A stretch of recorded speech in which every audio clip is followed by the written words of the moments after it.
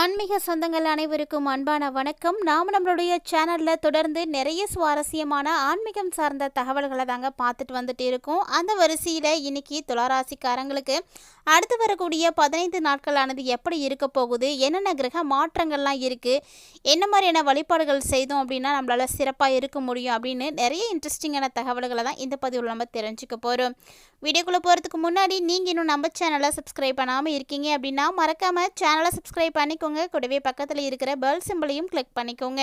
அப்போ தான் நாங்கள் போடக்கூடிய வீடியோக்கள் எல்லாமே உங்களுக்கு நோட்டிஃபிகேஷனாக உடனுக்குடன் வந்தடையும். நீங்களும் பார்த்து பயன்பெறலாம். வாங்க வீடியோக்குள்ளே போகலாம். துளாராசிக்காரர்களை பொறுத்த வரைக்கும் அடுத்து வரக்கூடிய 15 நாட்கள் அப்படிங்கிறது ரொம்ப ரொம்ப சிறப்பாக இருக்கும் அப்படின்னே சொல்லலாம். ஒரு சில நேரங்களில் ஒரு சில விஷயங்களில் மட்டும் நீங்கள் கவனத்தை செலுத்தினீங்கன்னா போதுங்க, எல்லா விஷயங்களையும் உங்களால் சிறப்பாக கடந்து வர முடியும். ஏன்னா இந்த காலகட்டங்களில் உங்களுக்கு நிறைய கிரகங்களுடைய மாற்றங்கள் இருக்குது. அடுத்து வரக்கூடிய இந்த 15 நாட்கள் அப்படின்னு பார்க்கையில் சனி பகவான் ஆல்ரெடி வக்ரகதியை அடைஞ்சிட்டாருங்க. ஸோ இனி உங்களுக்கு வக்ரகதியில் தான் பயணிக்க போகிறாரு. அதாவது ஜூலை 12 இருந்து நவம்பர் 27ஆம் தேதி வரைக்குமே சனி வக்ரகதியில் தான் இருக்க போகிறாரு. இவரை தொடர்ந்து கும்பத்தினுடைய வீட்டில் ராகுவும் குருவினுடைய பார்வையில் இருக்க போகிறாருங்க. அது இல்லாமல் சுக்கிரன் தன்னுடைய சொந்த வீட்டில் இருக்க போகிறாரு. 24ஆம் தேதிக்கு அப்புறமா பார்த்தீங்கன்னா குருவோடு இணைந்து சுக்கிரன் தன்னுடைய பயணத்தை ஆரம்பிக்க போகிறாரு. அதாவது குரு சுக்கிரன் இணைந்த நிலையில் முதுனத்தை நோக்கி பரிவர்த்தனை ஆக போகிறாங்க. ஸோ இதெல்லாம் பார்த்தீங்கன்னா ஒரு சிறப்பான ஒரு மாற்றம் அப்படின்னே சொல்லலாம். அது மட்டும் இல்லாமல் அடுத்து வரக்கூடிய 15 நாட்களில் உங்களுக்கு செவ்வாய் பகவானுடைய பயிற்சி வேறு இருக்குங்க. ஸோ செவ்வாய் எப்போ மாறுறாருன்னு பார்த்தீங்கன்னா ஜூலை 28ஆம் தேதிக்கு அப்புறமா மாறுறாரு. இவர் பார்த்தீங்கன்னா கேதுவுக்கிட்ட இருந்து தப்பித்து கன்னியின் வீடான புதன் வீட்டுக்கு சஞ்சாரம் செய்ய போகிறாரு. ஸோ துளாராசிக்காரர்களுக்கு பார்த்தீங்கன்னா வரக்கூடிய 15 நாட்களானது ரொம்ப ரொம்ப அற்புதமாக இருக்கும் அப்படின்னு எதிர்பார்க்கலாம். ஏன்னா கிரகநிலைகள் எல்லாமே உங்களுக்கு சிறப்பாக தாங்க இருக்குது. அதனால் நீங்கள் கவலைப்பட வேண்டிய அவசியமே கிடையாது. கண்டிப்பாக துளாராசிக்காரங்க உங்களுடைய தொழிலில் நீங்கள் நம்பிக்கை வைங்க. ஏன்னா உங்களுடைய தொழில் தான் நல்ல முன்னேற்றங்களை உங்களுக்கு கொடுக்க போகுது. ஸோ நீங்கள் எதிர்பார்க்காத அளவுக்கு நல்ல மாற்றங்கள் நல்ல முன்னேற்றங்கள் எல்லாமே ஏற்படுத்தி கொடுக்கும். வேலையே இல்லாமல் இருக்கக்கூடிய துளாராசி நேயர்களும் கவலைப்படாதீங்க. கண்டிப்பாக ட்ரை பண்ணுங்கள். உங்களுக்கு நல்ல வேலை கிடைக்கிறதுக்கும் சான்ஸ் இருக்குது. அதாவது 6ஆம் இடம் 1ஆம் இடம் 12ஆம் இடம் இது எல்லாமே பார்த்தீங்கன்னா நல்லாவே இயங்க போகுதுங்க. ஸோ இதெல்லாம் உங்களுக்கு ரொம்ப ரொம்ப ஒரு அதிர்ஷ்டகரமான ஒரு வாய்ப்புகளை கொடுக்கும். அது மட்டும் இல்லாமல் இந்த ஜூலை 24ஆம் தேதியிலேருந்து பார்த்தீங்கன்னாவே ராசிநாதன் 6வது வீட்டோடு போய் இணைய போகிறாரு. ஸோ ராசிநாதன் இப்போது தன்னுடைய வீட்டில் அமர்ந்து 2வது வீட்டை பார்க்குறாரு. இது எல்லாமே பார்த்தீங்கன்னா ஒரு அருமையான ஒரு காலகட்டம் அப்படின்னே சொல்லலாம். ஸோ நீங்கள் கவலைப்படுற அளவுக்குலாம் எதுவுமே கிடையாது. அதுவும் குறிப்பாக சொந்தமாக தொழில் செய்யக்கூடியவங்க தான் ரொம்ப ரொம்ப நல்ல முன்னேற்றத்தை பார்க்க போகிறீங்க. நிறைய நல்ல காரியங்கள் உங்களுக்கு நடக்குங்க. அதனால் கவலையெல்லாம் விட்டுடுங்க. இது வரைக்கும் நீங்கள் பட்ட கஷ்டங்கள் உங்களுக்கு காணாமல் போகக்கூடியது. அதாவது உங்களுடைய சுமை ஏதாவது ஒரு வகையில் குறைய ஆரம்பிக்கும். ஜூலை 24ஆம் தேதிக்கு அப்புறமா பார்த்தீங்கன்னா குருவோட ராசிநாதன் சுக்கிரன் சேர போகிறாரு. ஸோ 10ஆம் இடமும் இயங்க போகுதுங்க. அதாவது பார்த்தீங்கன்னா 11வது இடம் 10ஆம் இடம் 6ஆம் இடம் 1ஆம் இடம் இது எல்லாமே இயங்கக்கூடிய ஒரு டைமில் கண்டிப்பாக வேலைவாய்ப்பு தொழில் சொந்தமாக தொழில் இது எல்லாமே நிச்சயம் அமையும். கவலைப்படாதீங்க. அதாவது குரு பகவானும் சுக்கிர பகவானும் இணையக்கூடிய ஒரு நேரம். குருவும் பார்த்தீங்கன்னா ஒரு சுபகிரகம் தான், சுக்கிர பகவானும் ஒரு சுபகிரகம் தான். ஸோ இந்த 2 கிரகங்களும் இணையக்கூடிய நேரத்தில் கண்டிப்பாக ஏதாவது ஒரு கடன் உங்களுக்கு வரும். அதில் மாற்றமே கிடையாது. இந்த கடன் பார்த்தீங்கன்னா உங்களுடைய வாழ்க்கையினுடைய முன்னேற்றத்துக்காக மட்டும்தான் இருக்கணும். அதாவது சுப விரய செலவாக மட்டும்தான் இருக்கணுமே தவிர அனாவசிய செலவாக இருக்கவே கூடாது. தேவையில்லாத செலவை நீங்கள் ஏற்படுத்திக்காதீங்க. நீங்கள் கடன் வாங்கலாம், தப்பு கிடையாது. அது உங்களுடைய வாழ்க்கையினுடைய முன்னேற்றத்துக்கு அத்தியாவசியத்துக்கு ஒரு சுப விரயமாக மட்டும்தான் அது இயங்கணுமே தவிர தேவையில்லாமல் செலவாகக்கூடாது. கண்டிப்பாக வேலையை விட்டுட்டு சொந்தமாக நீங்கள் தொழில் தொடங்குவீங்க, அதுக்கும் வாய்ப்பு இருக்குது. நிறைய துளாராசினியர்கள் யோசித்து வச்சுருப்பீங்க, நம்ம செய்யக்கூடிய வேலை நமக்கானது கிடையாது, நம்மளாக சொந்தமாக ஏதாவது தொழில் செய்யணும் அப்படின்னு. யாருக்கும் அடிப்பணிந்து வேலை செய்ய நீ வேண்டாம் அப்படின்ற எண்ணங்கள்லாம் உங்களுக்கு உருவாகும். அதில் பார்த்தீங்கன்னா உங்களுக்கு விரயங்கள் இருக்கும். ஸோ கண்டிப்பாக சொந்தமாக தொழில் செய்யணும் அப்படின்னா நமக்கு அதுக்கான பணம் இருக்கணும் இல்லையா? கொஞ்சமாவது இன்வெஸ்ட் பண்ணி தான் ஆகணும். அந்த பணம் உங்களுக்கு விரயங்களாக தான் இருக்க போகுது. அந்த விரயத்தை நீங்கள் எப்படி செய்கிறீங்க அப்படின்றது முக்கியமானது. கண்டிப்பாக துளாராசி நேயர்கள் சுப விரயங்களாக செய்கிறதுக்கு பாருங்கள், நல்லதே நடக்கும். இந்த காலகட்டங்களில் தேவையில்லாத கடன் நீங்கள் கண்டிப்பாக வாங்கவே கூடாதுங்க. இல்லைன்னா கடனில் நீங்கள் சிக்கிக்கிறதுக்கான வாய்ப்பெலாம் நிறையவே இருக்குது. கணவன் மனைவிக்கென சின்ன சின்ன செலவுகள் வந்து செய்ய வேண்டிய வாய்ப்புகள்லாம் வந்து இருக்கும். துலாம் ராசிக்காரங்க பெண்களாக இருந்தீங்க அப்படின்னா உங்களுடைய கணவனுடைய உடல்நிலையில் கவனமாக இருங்க.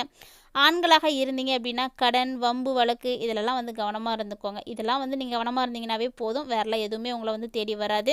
ஸோ இந்த விஷயங்களில் மட்டும் கண்டிப்பாக நீங்கள் கவனமாக இருந்துக்கோங்க, போதுமானது. மேலும் பார்த்தீங்கன்னா இந்த காலகட்டங்களில் உங்களுக்கு நிறைய ஆன்மீக சேவைகள் செய்யணும் அப்படின்ற எண்ணங்கள் உருவாகும்.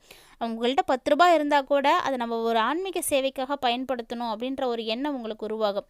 இப்படி ஒரு வேளை நீங்கள் செலவு செய்தீங்க அப்படின்னா அதனால் உங்களுக்கு கடவுளுடைய அனுகிரகம் நிச்சயம் கிடைக்கும்.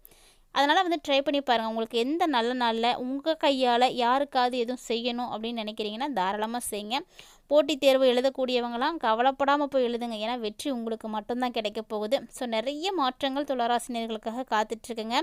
11ஆம் அதிபதி 10வது இடத்துல அமர்ந்திருக்கக்கூடிய டைமில் கண்டிப்பாக வேலை கிடைக்கும். ஸோ வேலை இல்லாமல் இருக்கக்கூடிய துளாராசி நேயர்கள்லாம் இந்த காலகட்டங்களில் முயற்சியை கைவிடாமல் தொடர்ந்து செய்யுங்க. நீங்கள் எதிர்பார்த்த வேலை கூட உங்களுக்கு வந்து கிடைக்கலாம். இது வரைக்கும் வேலையும் இல்லை, தொழிலும் இல்லை, ஒன்றுமே இல்லை அப்படின்னு கூட நிறைய துளாராசி நேயர்கள் வந்து இருந்திருப்பீங்க, கவலைப்பட்டுட்ருப்பீங்க. ஸோ அப்படிப்பட்டவங்களுக்கெல்லாம் இது ஒரு அற்புதமான ஒரு டைமிங்க.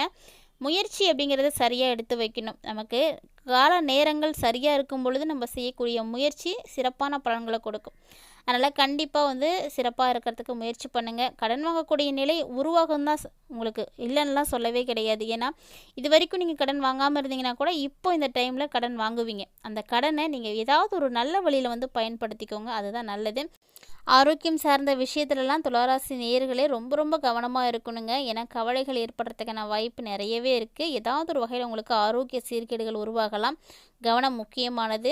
தொடர்ந்து ஆன்மீக சேவைகளை வந்து நீங்கள் செய்துட்டு வாங்க. அது உங்களுக்கு மகிழ்ச்சியும் கொடுக்கும், உங்களுக்கு அனுகிரகமும் கொடுக்கும், தன்னிறைவும் வந்து ஏற்படும். ஸோ நிறைய விஷயங்கள் உங்களுக்கு மாற்றங்களை இந்த ஆன்மீக சேவையை உருவாக்கி கொடுக்கும் அப்படின்னே சொல்லலாம்.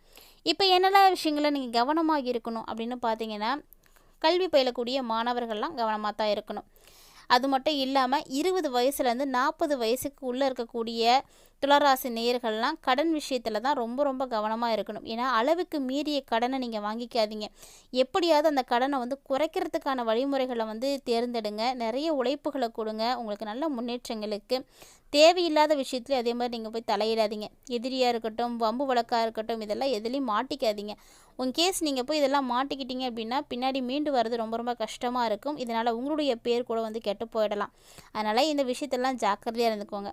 ஒருவேளை 40 வயசுலேருந்து 60 வயசுக்குள்ளே இருக்கக்கூடிய துளாராசி நேயர்கள்லாம் இருக்கீங்கன்னா உங்களுடைய வாழ்க்கை துணையுடைய ஆரோக்கியத்தில் தான் நீங்கள் ரொம்ப கவனமாக இருக்கணும். ஸோ கண்டிப்பாக இந்த விஷயத்தில் நீங்கள் முழுமையான எச்சரிக்கையோடு இருந்துக்கோங்க.